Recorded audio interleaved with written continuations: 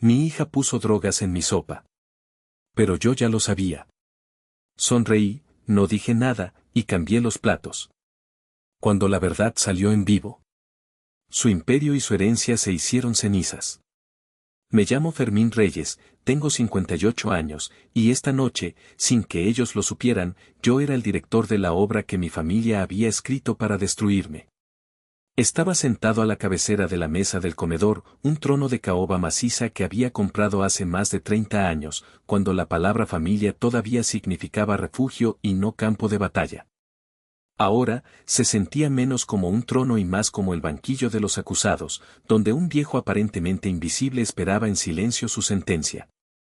Mi hija, Itzel, o Itzel Estrella como la aclamaban sus 200.000 solecitos en Instagram, ajustaba el ángulo de su iPhone sobre un pequeño trípode.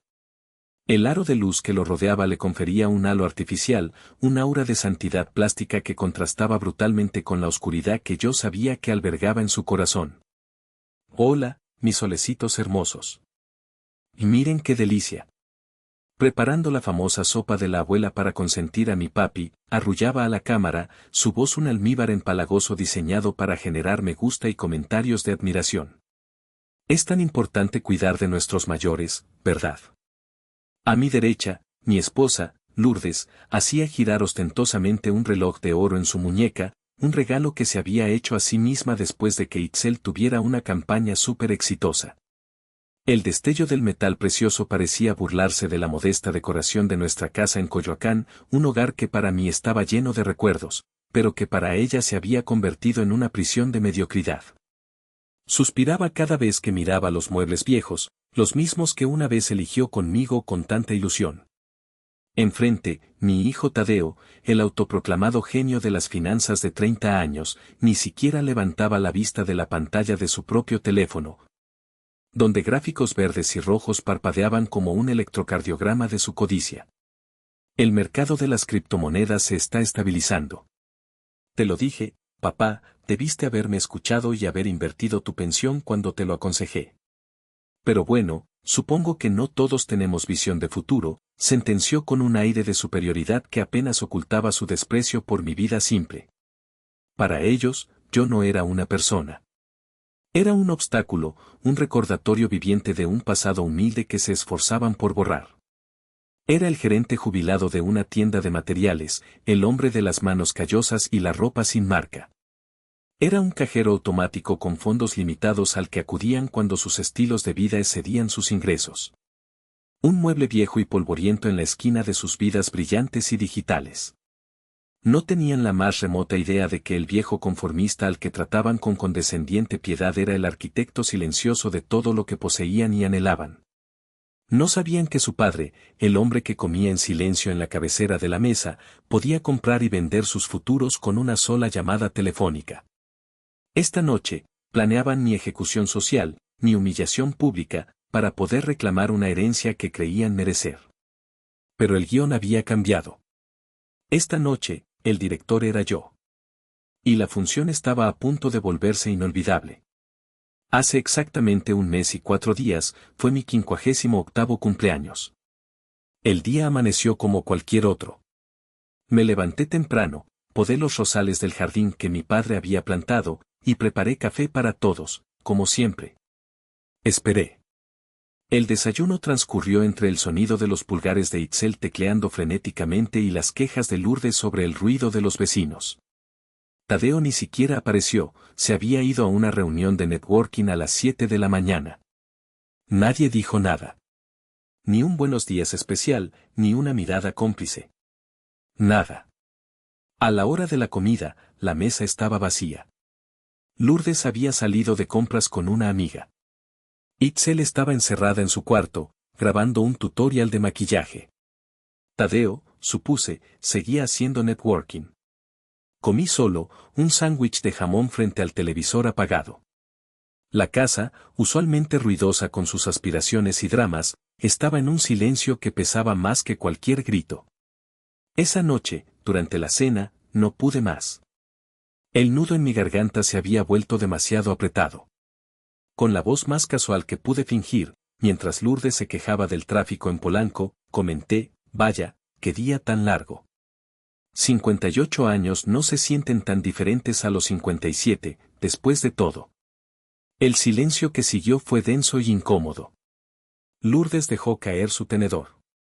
Tadeo levantó la vista de su teléfono, sus cejas arqueadas en una genuina, aunque insultante, sorpresa.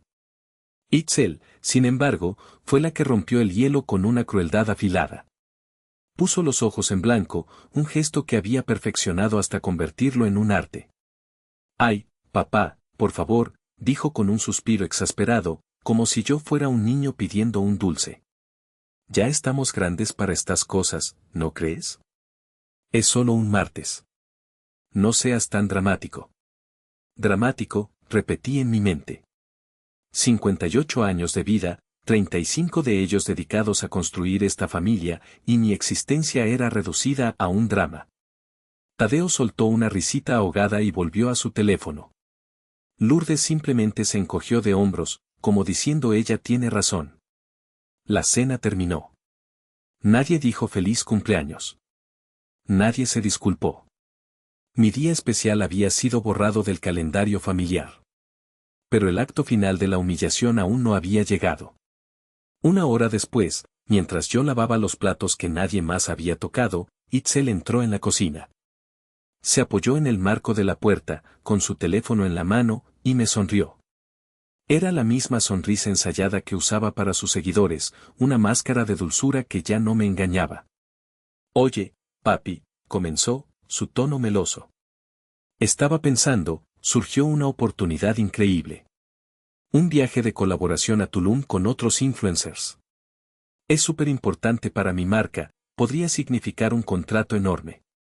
Yo seguí fregando un plato, el agua caliente apenas registraba en mis manos entumecidas.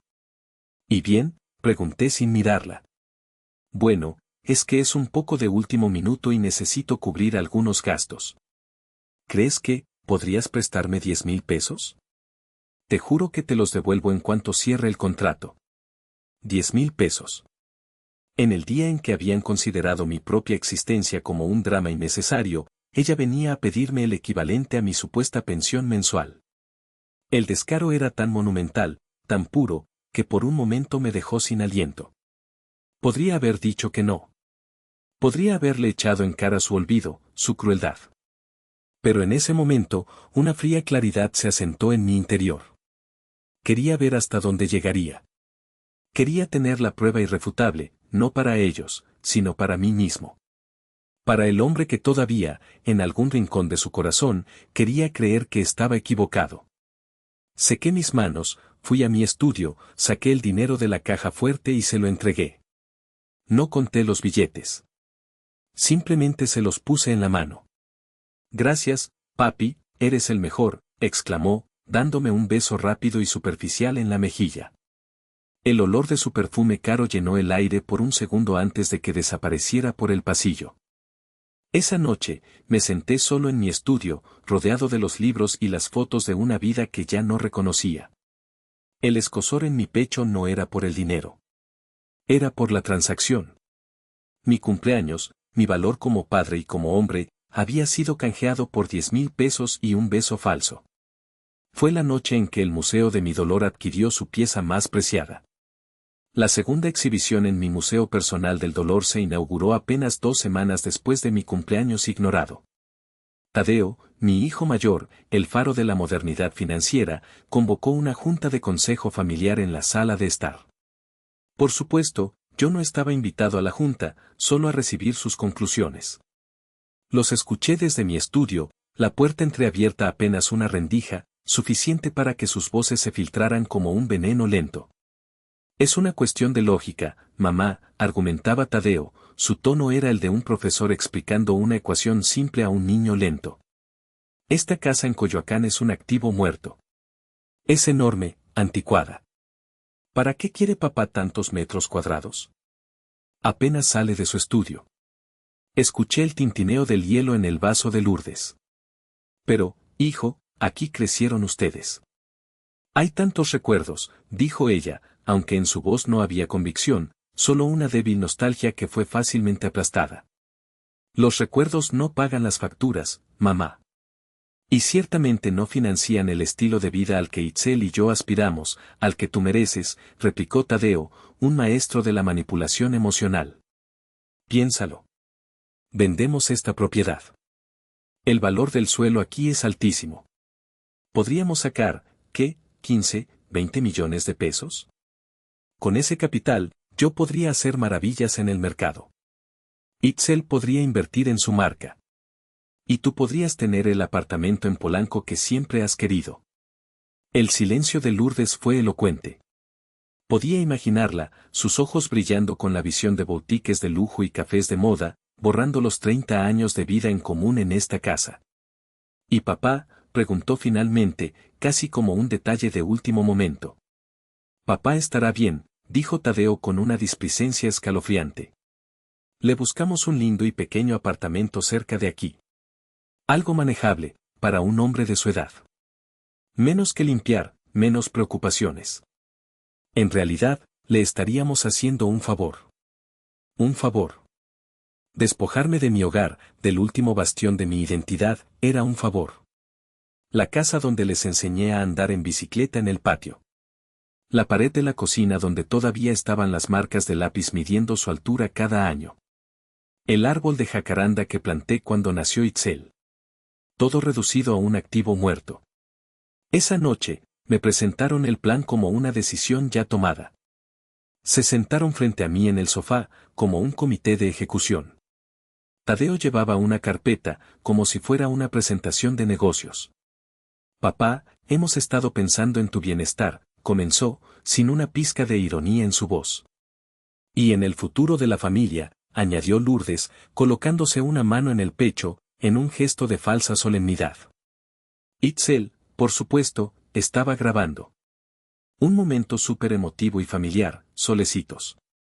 A veces hay que tomar decisiones difíciles por el bien de todos, susurraba a su teléfono. Tadeo me explicó la lógica financiera de la venta, usando términos como plusvalía, liquidez y optimización de activos. Lourdes hablaba de lo práctico que sería un apartamento moderno, sin escaleras y con seguridad las 24 horas.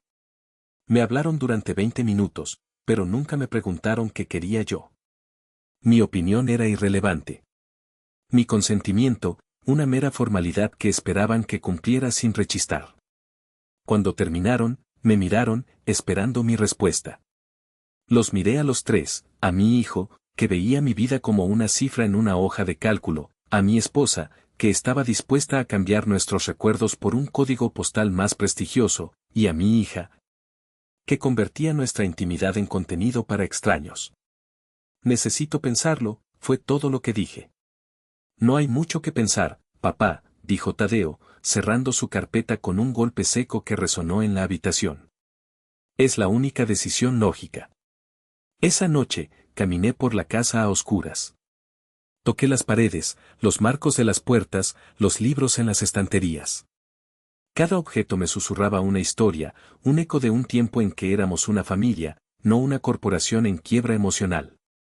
No estaban vendiendo una casa. Estaban liquidando mi vida. Y en ese momento supe que, si no hacía algo, pronto no quedaría nada de mí que vender. La revelación final, la pieza que completó el rompecabezas de su traición, llegó por accidente, como suelen hacerlo las verdades más terribles. Fue un martes por la tarde, hace apenas 3 días. Yo estaba en el jardín, intentando encontrar un poco de paz entre mis rosales, cuando escuché la voz de Itzel flotando desde la terraza. Hablaba por teléfono, su tono era una mezcla de frustración y conspiración. No, Dante, es que no lo entiendes, decía, caminando de un lado a otro como un animal enjaulado. Mi carrera está estancada. Estancada. Necesito algo grande, algo que me haga viral de verdad. Estoy tan cerca de cerrar ese patrocinio con Logística del Norte, cambiaría mi vida para siempre. Pero me ven como una niña bonita más. Necesito una historia. Logística del Norte. Mi empresa. La que había construido desde la nada, trabajando 18 horas al día mientras ellos dormían. La que llevaba el nombre de la región industrial donde nací, un homenaje a mis raíces obreras, esas mismas raíces de las que Tadeo se avergonzaba.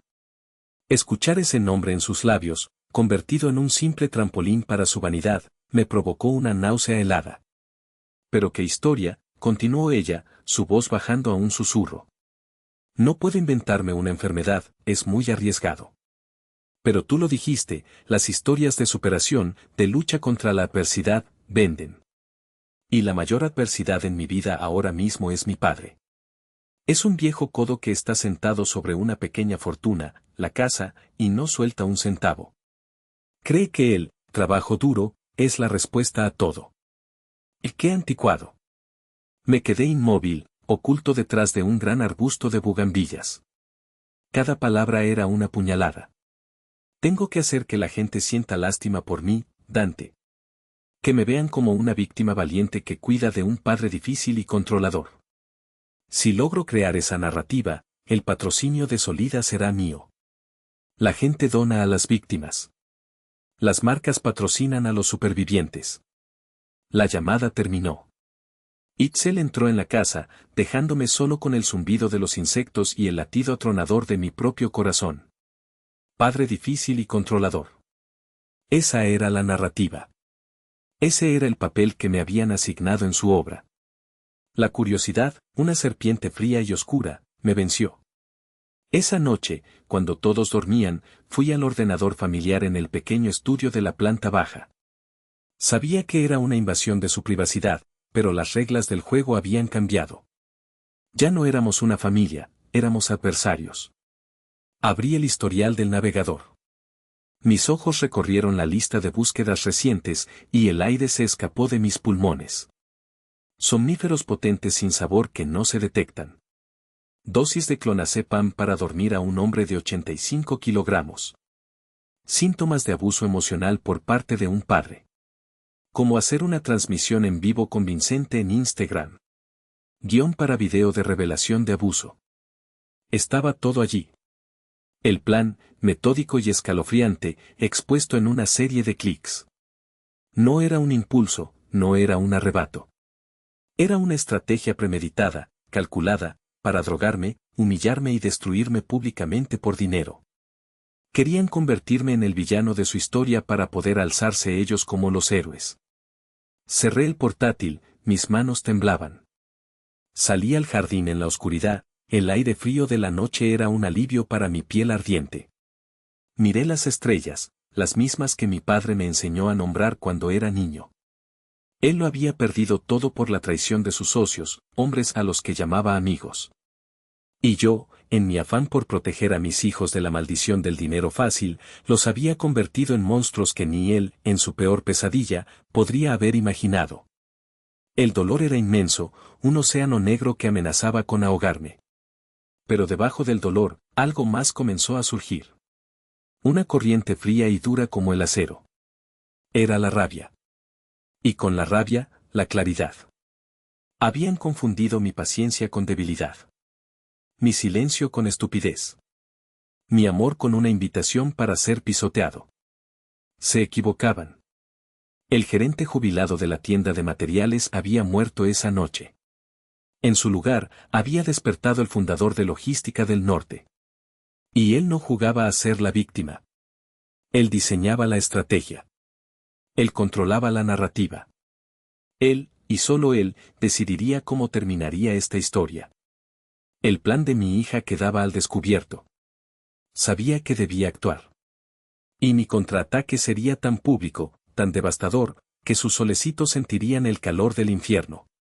De vuelta al presente. La atmósfera en el comedor era tan densa que podría haberse cortado con el cuchillo del pan. Itzel se movía por la cocina con una gracia teatral, cada uno de sus gestos calculado para la pequeña audiencia de su teléfono, que la seguía como un satélite personal. Y el ingrediente secreto de la abuela, dijo en un susurro cómplice a sus seguidores, ... es una pizca de amor. Y mucho, mucho tomillo. Yo observaba desde mi puesto en la cabecera de la mesa. El amor del que hablaba venía en un sobrecito de papel que había sacado discretamente del bolsillo de su delantal. Mis ojos no se apartaron de ella ni un segundo. Gracias a la pequeña cámara que había instalado la noche anterior, oculta entre las hojas de una orquídea de plástico en la repisa de la cocina, yo tenía un asiento de primera fila para su acto de traición. La lente, no más grande que la cabeza de un alfiler, capturaba una imagen nítida. Vi sus dedos ágiles rasgar el sobre. Vi el polvo blanco, fino como la harina, caer en el cucharón de madera. Vi cómo lo sumergía en la olla de sopa hirviendo y lo removía vigorosamente, su rostro una máscara de concentración. Luego, levantó la vista, escudriñó el comedor para asegurarse de que nadie la veía, y sonrió para sí misma. Una sonrisa de triunfo. Lourdes y Tadeo, por su parte, estaban completamente absortos en sus propios mundos. Mi esposa leía una revista de sociedad, pasando las páginas con un chasquido de desdén, como si la vida de los millonarios en el papel fuera un recordatorio constante de su propia existencia limitada. Tadeo estudiaba un complejo gráfico en su tableta, murmurando cifras y porcentajes para sí mismo, ajeno a todo lo que no fuera su propia ambición. Eran los cómplices perfectos, los que no ven, porque no quieren ver.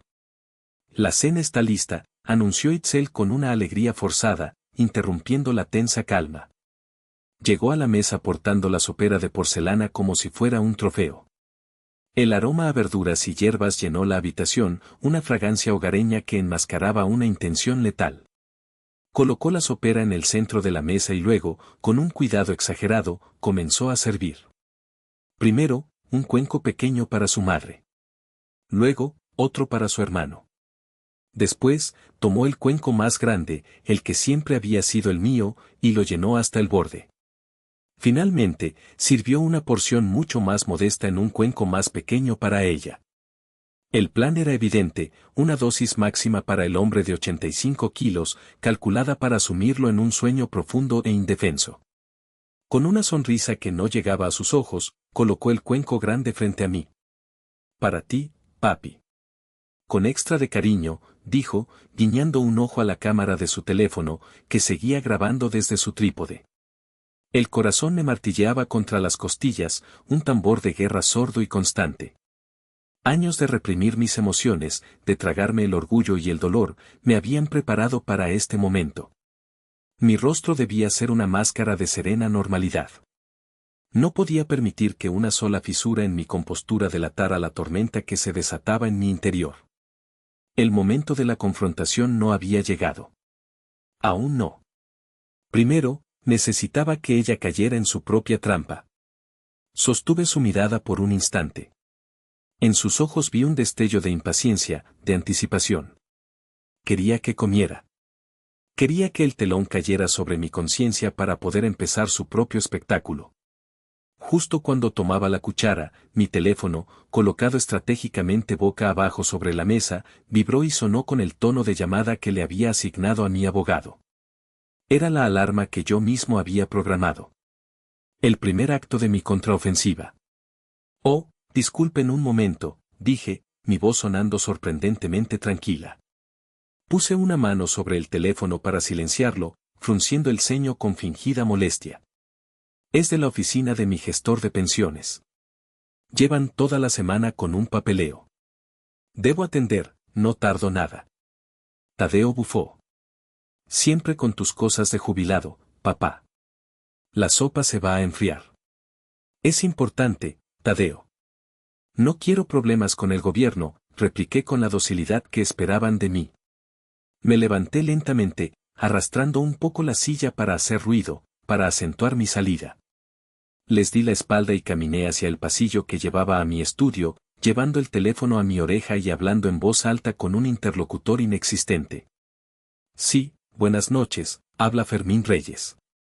Sí, recibí su correo. No entré al estudio. Me detuve justo en el umbral, oculto en la penumbra del pasillo. Desde allí, tenía una vista perfecta, aunque parcial, del comedor. Podía ver sus espaldas, sus cabezas inclinadas sobre sus propios mundos. Lourdes había vuelto a su revista. Tadeo, a su tableta. E Itzel, el centro de mi universo en ese instante, había bajado la guardia.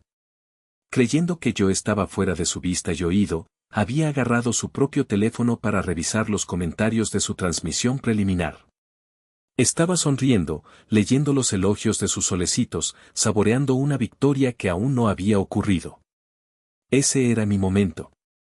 La ventana de oportunidad era minúscula, el riesgo, inmenso. Un solo segundo de duda, un solo ruido, y todo se vendría abajo. Contuve la respiración. Mi cuerpo, que en los últimos años se había sentido pesado y lento, se movió con una agilidad que no sabía que aún poseía. Di 2 pasos silenciosos hacia atrás, volviendo al comedor. Mis mocasines de suela blanda no hicieron ningún ruido sobre la alfombra. El mundo pareció ralentizarse. Podía oír el zumbido del refrigerador en la cocina, el lejano ladrido de un perro, el sonido casi imperceptible de los pulgares de Itzel moviéndose sobre la pantalla. Me acerqué a la mesa desde el lado opuesto a donde estaban sentados, usando la gran silla vacía de la otra cabecera como cobertura.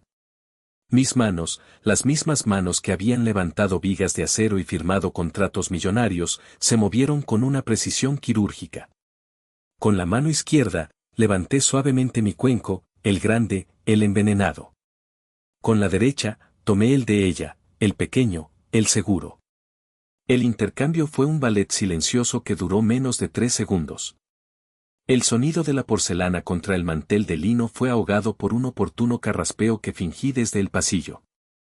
Coloqué su cuenco en mi lugar y el mío en el suyo. Y con la misma rapidez silenciosa, retrocedí hacia la oscuridad del pasillo. Entendido. Lo revisaré mañana a primera hora. Muchas gracias. Buenas noches, dije en voz alta, terminando mi llamada ficticia. Volví a entrar en el comedor, esta vez con paso normal, frotándome las sienes como si estuviera cansado. Estos burócratas, siempre complicándolo todo, suspiré, y me senté de nuevo. Pero no en mi silla. Me senté en el lugar de Itzel. Ella levantó la vista de su teléfono, confundida. ¿Papá? Ese es mi sitio. Oh, perdona, hija, dije, tomando la cuchara que estaba junto a mi nuevo cuenco, el pequeño. Con la llamada me he despistado. Pero da igual, ¿no? Sopa es sopa. Y sin darle tiempo a reaccionar, tomé una generosa cucharada. El caldo caliente y limpio me reconfortó. Está deliciosa. De verdad, Itzel, la mejor que has hecho nunca. Tienes que probarla. La miré fijamente, una invitación silenciosa. Su rostro era un poema. La confusión luchaba contra la sospecha, y ambas eran superadas por un pánico creciente. Miró su cuenco, el grande, el que ella misma había preparado para mí. Su propia trampa, ahora servida para ella en una vajilla de lujo. Estaba atrapada. Si se negaba a comer, levantaría sospechas. Si comía, ejecutaría su propia sentencia. El juego, por fin, había comenzado. Itzel miraba su cuenco de sopa como si contuviera una serpiente. Su sonrisa se había congelado en una mueca extraña. Yo, de repente no tengo mucha hambre. Creo que comí demasiado durante el día, balbuceó, apartando el plato con la punta de los dedos. Tonterías, intervino Lourdes, sin levantar la vista de su revista. Has estado toda la tarde diciendo que te morías de hambre. Come, que se te enfría el cariño que le has puesto. Tu madre tiene razón, añadí, tomando otra cucharada de mi sopa. No puedes despreciar así tu propio trabajo. Además, dijiste que era para consentirme. El mejor consentimiento es que compartamos la cena. Cada palabra era una pala de tierra sobre su escapatoria. Tadeo, por primera vez, pareció notar la tensión. Levantó la vista de su tableta y nos miró. ¿Qué pasa? ¿Por qué nadie come? Tengo hambre. Presionada por todos lados, Itzel tomó su cuchara con mano temblorosa. La sumergió en el caldo, apenas mojando la punta, y se la llevó a los labios. Fue un sorbo minúsculo, casi imperceptible. Deliciosa, dijo, su voz un hilo apenas audible. Así no se come, hija. Así se cata un vino, dije con una sonrisa paternal. Vamos, con ganas. Tomó otra cucharada, un poco más grande esta vez. Y luego otra. Pude ver el cálculo frenético en sus ojos. ¿Cuánto era demasiado? ¿Cuánto era suficiente para mantener las apariencias? Pero ella había olvidado un detalle crucial, había dosificado el somnífero para mi peso, no para el suyo. Un hombre de 85 kilos contra una joven de apenas 60. La diferencia era abismal. A mitad de su plato, sus movimientos se volvieron más lentos. Parpadeaba con más frecuencia, como si sus párpados pesaran 1 tonelada. Dejó caer la cuchara, que golpeó el borde del plato con un tintineo agudo que rompió el silencio. Me siento muy rara, murmuró, llevándose una mano a la frente. Tengo mucho sueño, de repente. Será el cansancio de tanto trabajar, dijo Lourdes con displicencia. La vida de influencer es agotadora. No, es distinto, dijo Itzel, sus palabras arrastrándose. Intentó enfocar la mirada en mí, y en sus pupilas dilatadas vi el amanecer del terror. La comprensión. Se dio cuenta. Se dio cuenta de lo que había pasado. Intentó levantarse, pero sus piernas no le respondieron. Se aferró al borde de la mesa, sus nudillos blancos. Tú, susurró, mirándome. ¿Qué hiciste? Antes de que pudiera responder, sus ojos se pusieron en blanco y se desplomó hacia adelante, su rostro cayendo sobre los restos de la sopa. El golpe sordo de su frente contra la porcelana fue el pistoletazo de salida para el caos. Itzel, gritó Lourdes, saltando de su silla. Tadeo se levantó de un brinco, derribando su copa de vino, que manchó el mantel de un rojo oscuro, como sangre. Llamen a una ambulancia, gritaba Tadeo, sacudiendo a su hermana, que no respondía. En medio del pánico, yo era un islote de calma. Me levanté de mi silla, caminé con paso firme hasta el trípode de Itzel y tomé su teléfono. La pantalla de inicio de la transmisión en vivo seguía allí, esperando a su estrella. El título que ella misma había escrito brillaba con una ironía macabra, la verdad sobre el abuso de mi padre. No hace falta ninguna ambulancia, dije, mi voz resonando con una autoridad que los dejó helados. Se giraron para mirarme, sus rostros una mezcla de miedo y desconcierto. Simplemente está durmiendo. Se tomó la medicina que había preparado para mí. Lourdes me miró como si me hubiera vuelto loco. ¿De qué estás hablando, Fermín? Siéntense, ordené, y había tal fuerza en mi voz que, por primera vez en años, obedecieron. Volvieron a sus sillas como autómatas. La función está a punto de comenzar. Y con el pulgar, deslicé el botón de transmitir en vivo. La luz roja de la grabación se encendió. El contador de espectadores comenzó a subir vertiginosamente. 100. 1000, 10.000.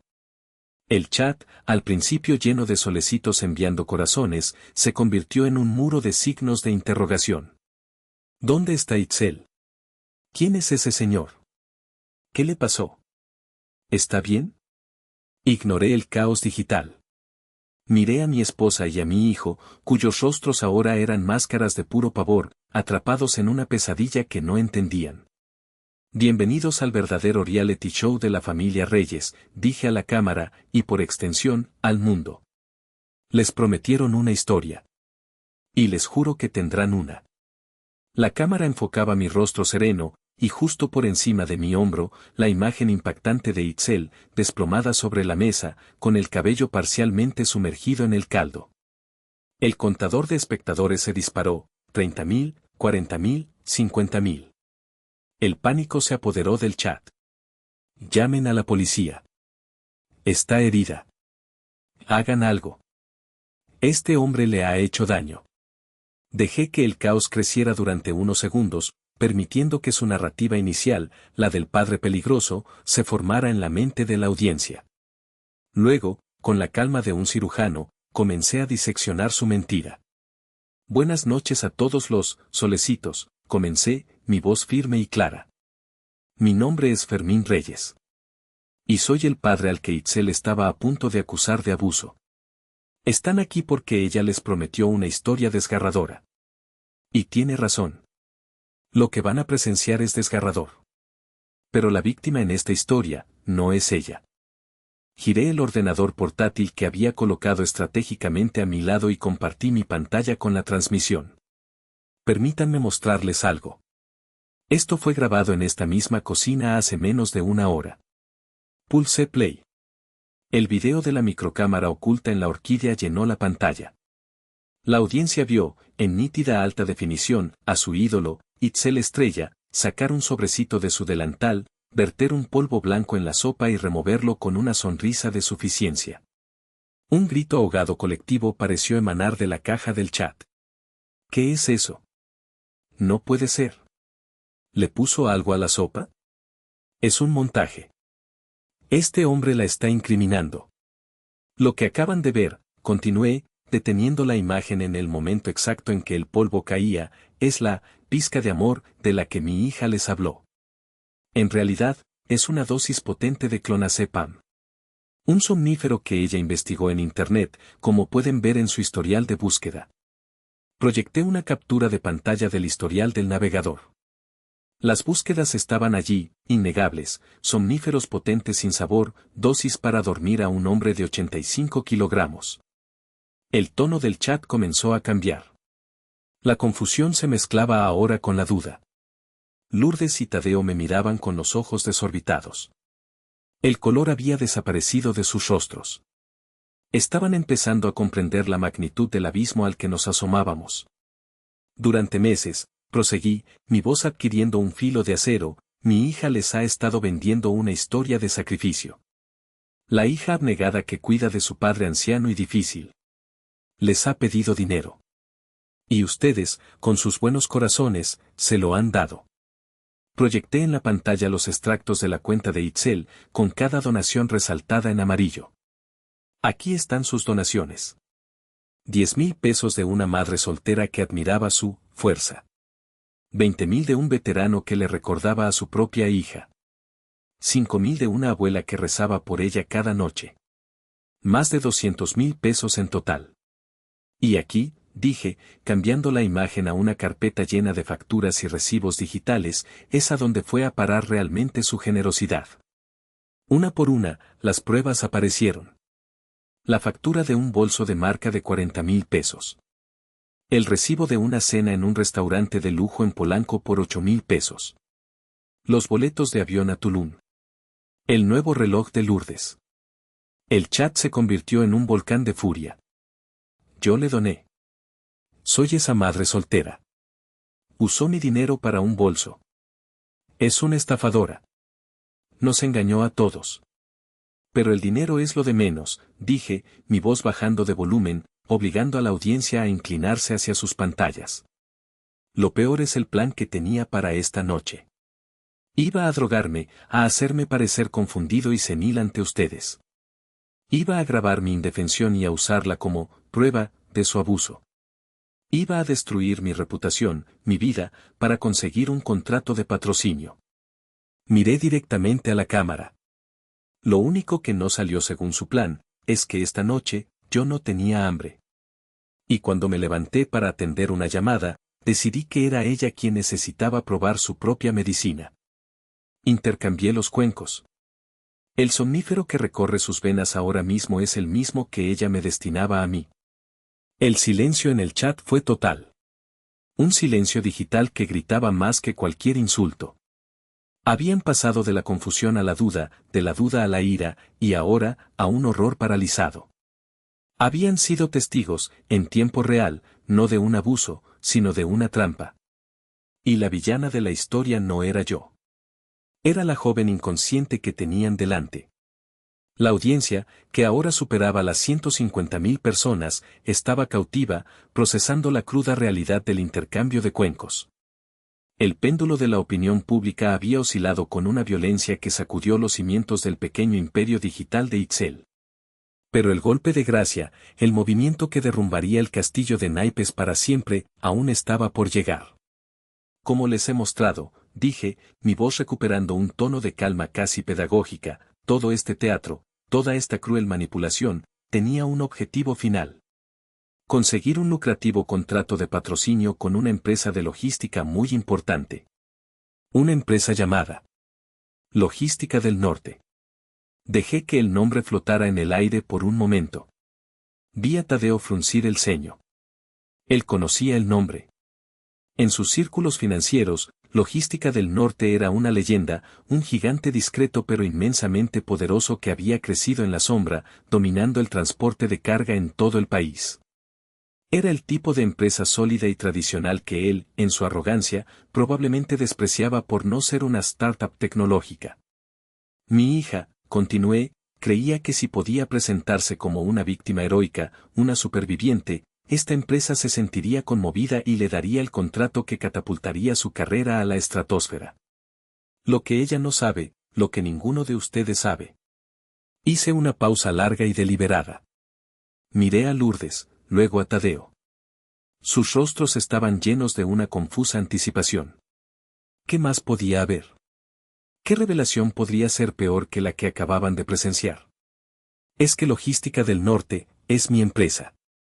Si un meteorito hubiera atravesado el techo del comedor, el impacto no habría sido mayor. Lourdes soltó un jadeo que se convirtió en un gemido ahogado. Se llevó una mano a la boca, sus ojos fijos en mí, como si me viera por primera vez en 35 años. Tadeo se quedó completamente inmóvil. Su mandíbula se aflojó, su rostro, usualmente bronceado y seguro de sí mismo, adquirió un tono grisáceo.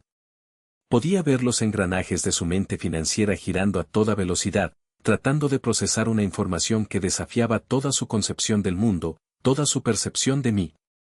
El viejo jubilado, el fracasado, el hombre al que condescendientemente aconsejaba sobre cómo invertir su miserable pensión, era el dueño de un imperio. «Estás mintiendo», susurró Tadeo, pero la frase carecía de convicción. Era la negación desesperada de un hombre que ve cómo el suelo se abre bajo sus pies. «¿Lo estoy?», pregunté con una sonrisa triste. «Permítanme presentarles a alguien que puede aclarar cualquier duda».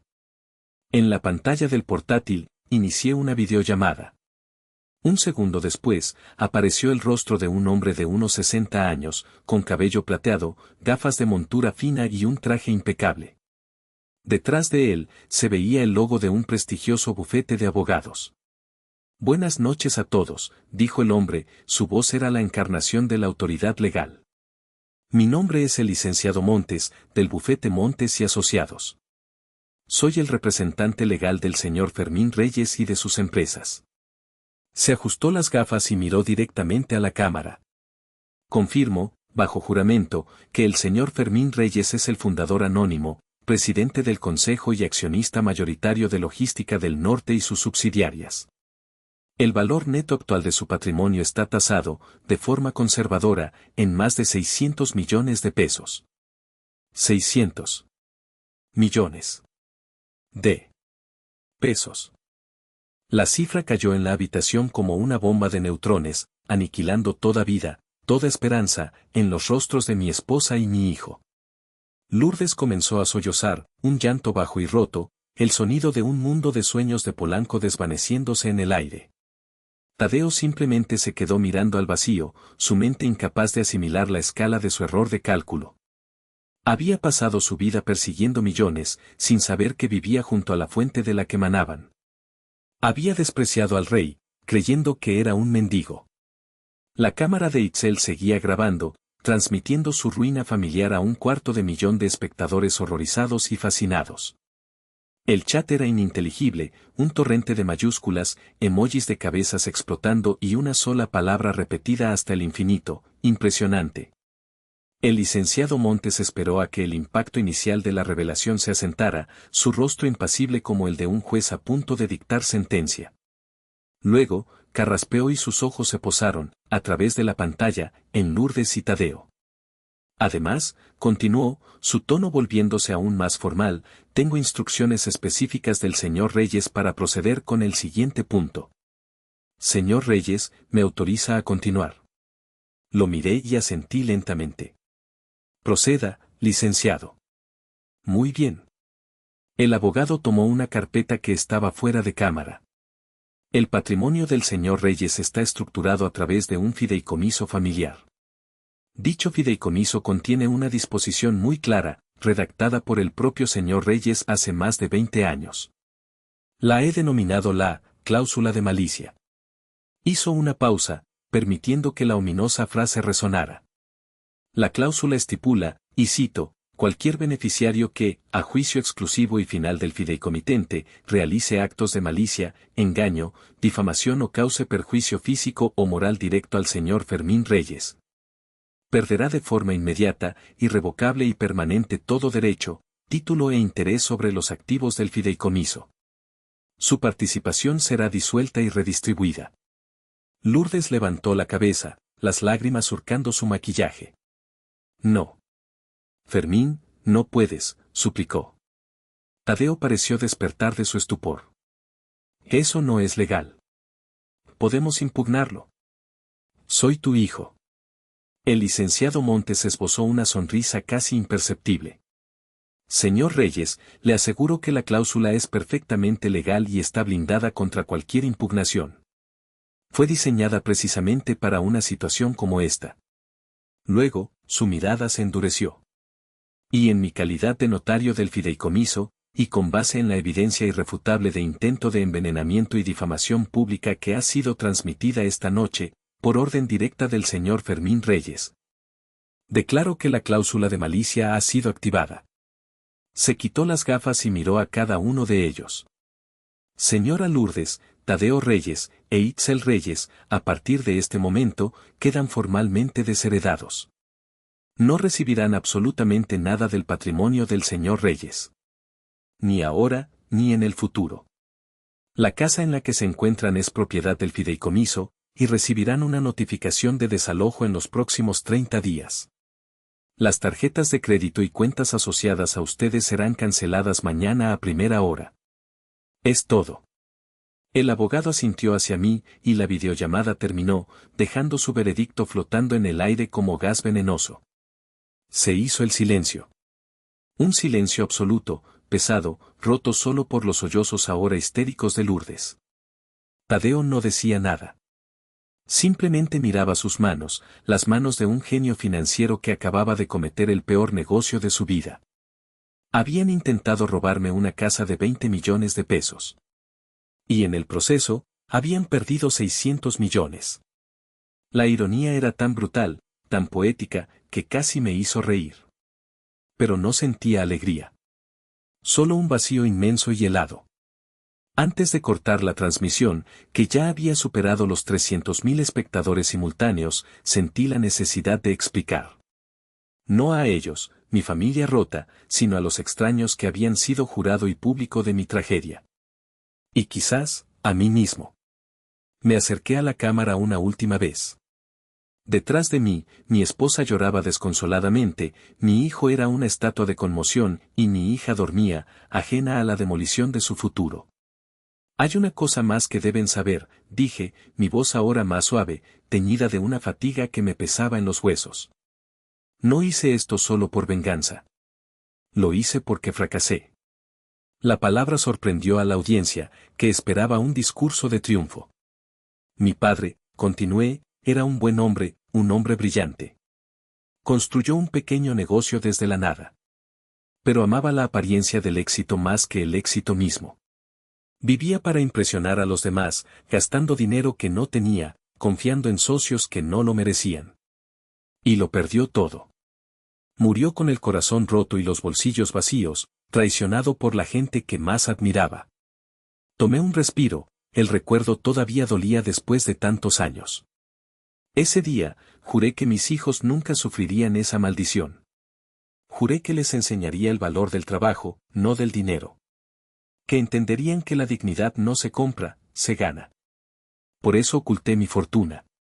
Por eso viví como un hombre sencillo. Creí que si no veían el dinero, aprenderían a ver lo que de verdad importa. Negué con la cabeza, una sonrisa amarga curvando mis labios. Pero me equivoqué. Mi secreto, mi buena intención, se convirtió en una mentira. Y en el vacío que dejó mi verdad, ellos cultivaron el resentimiento, la vergüenza y una codicia desesperada. En mi intento de protegerlos de la maldición de mi padre, los convertí en una versión mucho peor de sus traidores. Miré el rostro inconsciente de Itzel, tan pacífico en su sueño inducido. Fracasé como padre. Y este desastre público, es el legado de mi fracaso. Luego, mi mirada se volvió dura como el diamante. Pero también es el comienzo de su educación.